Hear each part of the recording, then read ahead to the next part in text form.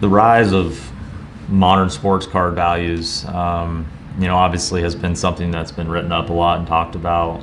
One of the reasons why I think people have justified the high price points of the modern day players is that they are just fundamentally more talented. At least that's the argument of some of the more vintage guys who didn't have the same competition. The games have just gotten faster, more physical. Everyone's bigger.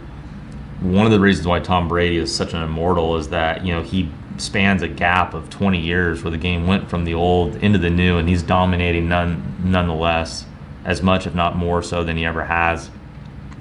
Nowadays, with just about every quarterback that's successful able to scramble and run, and the Brady and the old school methodology of surveying the defense and kind of knowing where it seems like the ball's going to go before it's snapped is still dominating.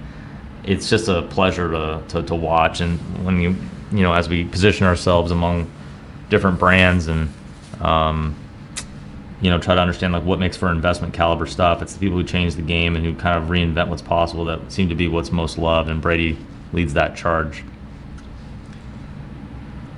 The SP rookie here requires very little introduction. 1,250 copies ever made. This one's 180 of 1,250.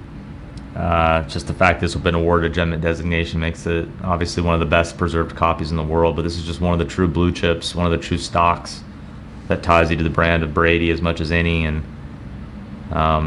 there'll never be enough of these, and they seem wildly undervalued compared to demand. The supply just isn't there.